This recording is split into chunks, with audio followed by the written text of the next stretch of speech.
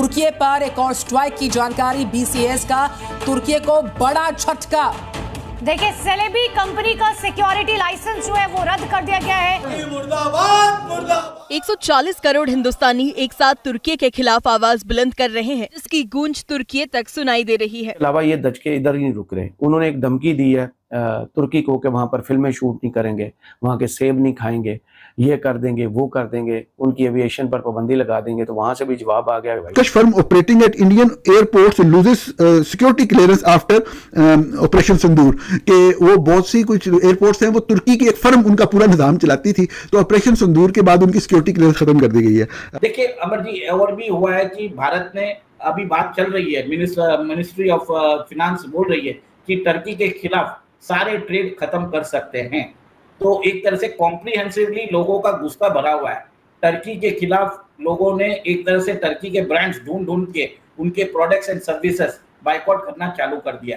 इधर भारत से तुर्की के सामान के बॉयकॉट की मांग तेज हो रही है। उधर भारतीय फल व्यापारियों को पाकिस्तान से धमकी भरे फोन और मैसेज आने शुरू हो गए हैं। पुणे के व्यापारियों के पास पाकिस्तानी नंबरों से धमकी आई है। सब रिकॉर्डिंग आई थी, हमने कॉल एक्सेप्ट नहीं किया था। 7-8 मिस कॉल आए उनके, फिर उन्होंने व्हाट्सएप पे रिकॉर्डिंग भेजी सब कुछ।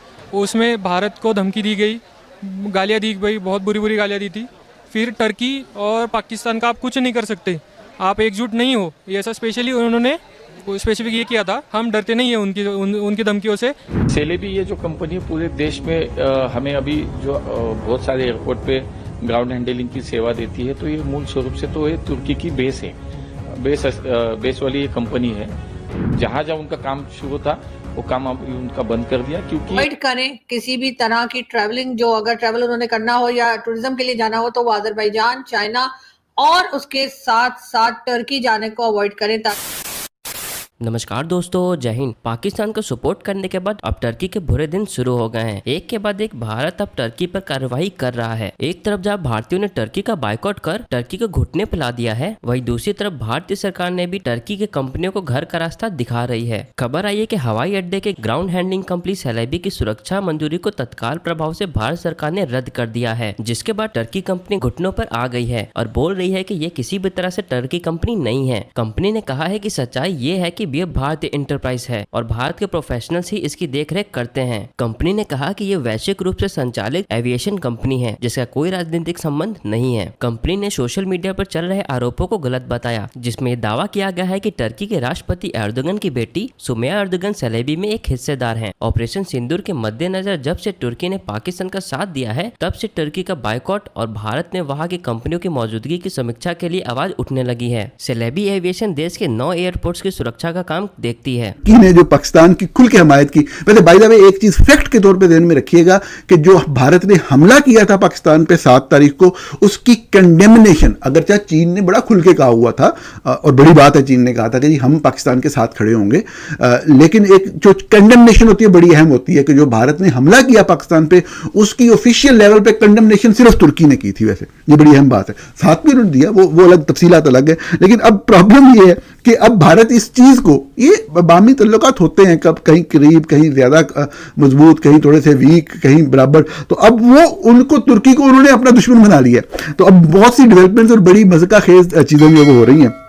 मिसाल के तौर पे ये खबर आप देख रहे होंगे, Turkish firm operating at Indian airports loses security clearance after operation Sindoor के वो बहुत सी कुछ एयरपोर्ट्स हैं, वो तुर्की की एक फर्म उनका पूरा निजाम चलाती थी, तो ऑपरेशन सिंदूर के बाद उनकी सिक्योरिटी क्लियरेंस खत्म कर दी गई है। दिस इवनिंग एन ऑर्डर, ये कल खबर छपी है NDTV पे, this evening an order from the civil aviation ministry said the security clearance for Celebi ground handling India private Limited is hereby revoked with the immediate effect in the interest of the national security. वो कह रहे हैं कि India revoked the security clearance of the Celebi ground handling due to the Turkey's support for the Pakistan aimed rising tension.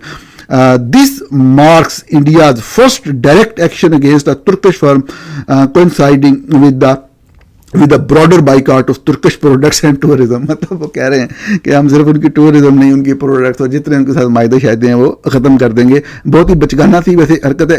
उनको ये चीज़ शायद समझ नहीं आ रही कि इससे उनको अपने आप को खुद को नुकसान हो रहा है। तुर्की कोई उस तरीके से वार में कोई पाकिस्तान के साथ आके इंडिया के खिलाफ लड़ा नहीं है, लेकिन साफ ज़रा ममालिक के आपस में तल्लुकात होते हैं। यहाँ तक बात पहुँच गई है कि अगर आप देख रहे हो तो ये कैलेप एनवायरनमेंट कमीशन के प्रेसिडेंट हैं, इनका एक ट्वीट है, उन्होंने लिखा है कि जो इंडियन एम्बेसडर हैं वो इनको मिले हैं और इन्होंने जो एक जॉइंट पार्लियामेंट्री फ्रेंडशिप का एक ग्रुप है, कोई मीटिंग वगैरह हुई है, ये कुछ तस्वीरें भी आप देख रहे होंगे।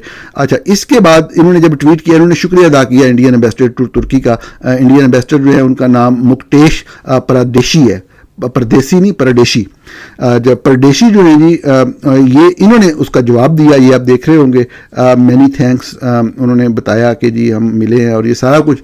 तो बाद में ये ट्वीट डिलीट हो गया। अब ये डिलीट क्यों हुआ, ये आप खुद सोचे क्यों हुआ। साफ ज़ाहिर है उनसे डिलीट करवाया गया इंडियन फॉरेन ऑफिस से कह के, तो गले से दिक्कत पहुंच गई है। अब क्या करे बंदा। टर्की ने हमेशा भारत को सपोर्ट ही नहीं किया, टर्की ने हमेशा पाकिस्तान को सपोर्ट किया। कश्मीर के मुद्दे के ऊपर भी रिपीटेड टाइम एंड ओवर उन्होंने पाकिस्तान की तरफ से पाकिस्तान को सपोर्ट किया है और हमें एक तरह से अपोज किया है। अब देखिए कि अब जो वॉर हुआ था ऑपरेशन सिंदूर में, उसमें टर्की की भूमिका क्या थी। 6 से 7 प्लेन भर के आए थे C-30, उसके अंदर पूरा ड्रोन सिस्टम था। टर्की ने अपने ऑपरेटर्स भी भेजे थे क्योंकि पाकिस्तान लोगों को मालूम नहीं था ऑपरेट करने के लिए। आपको याद है कि थोड़े दिन पहले 8 या 9 तारीख को 300 से 400 ड्रोन उन्होंने भेजे थे भारत की तरफ, जिसको हमारे मिसाइल डिफेंस सिस्टम ने इंटरसेप्ट किया, न्यूट्रलाइज भी किया। बट ये देखिए कि अब भारत को लग रहा है कि टर्की ने एक तरह से इन डिसइंफॉर्मेशन कैंपेन भी चालू किया। उनके हैंडल्स ने, जो पाकिस्तान ने जो वॉमिटिंग किया उसी को पकड़ के एम्पलीफाई कर दिया।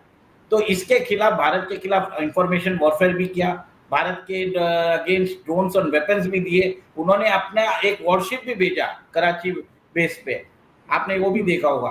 ओपनली उनको बोला कि हम पाकिस्तान के साथ खड़े हैं। इतना तो सपोर्ट चीन ने भी नहीं किया।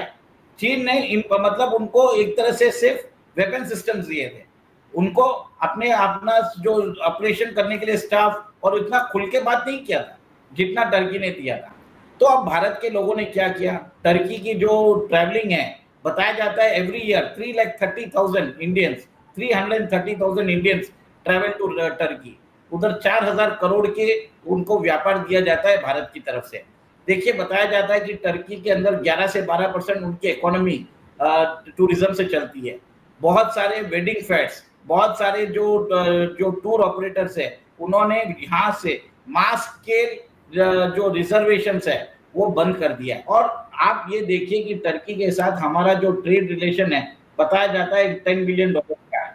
और हमने एक तरह से टर्की के अंदर, आपने देखा ही होगा कि हमने आज टर्की के अंदर जो पुणे के एप्पल वाले हैं, उन्होंने बोला कि हम टर्की से अभी कुछ लेने वाले नहीं हैं। भारत की यूनिवर्सिटी जैसे जामिया मिलिया यूनिवर्सिटी, JNU और मौलाना अब्दुल कलाम यूनिवर्सिटी है, उनके भी जो बताते हैं कि करार हुए थे टर्की के साथ, वो उन्होंने खत्म कर दिया है। और एक तरह से बताया जाता है कि भारत के अंदर एयरपोर्ट की जो ग्राउंड हैंडलिंग होती थी वो टर्की की एक एजेंसी करती थी, सेलेबी। अब ये सेलेबी क्या है, सेलेबी का अगर आप ओनरशिप पैटर्न देखते हैं तो उसमें 10% ओनरशिप है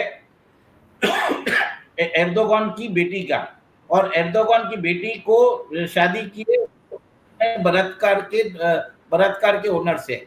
ये वही ड्रोन है, बलात्कार ड्रोन, जो भारत के ऊपर यूज किया गया। और आपको बता दूं, जो ग्राउंड हैंडलिंग होती है वो बहुत ही एक तरह से VIP एरिया के पास है। तो बहुत सारे एयरपोर्ट्स में अदानी ने भी कैंसिल कर दिया है और उसके कारण सेलेबी के शेयर कल 10% गिर गए थे।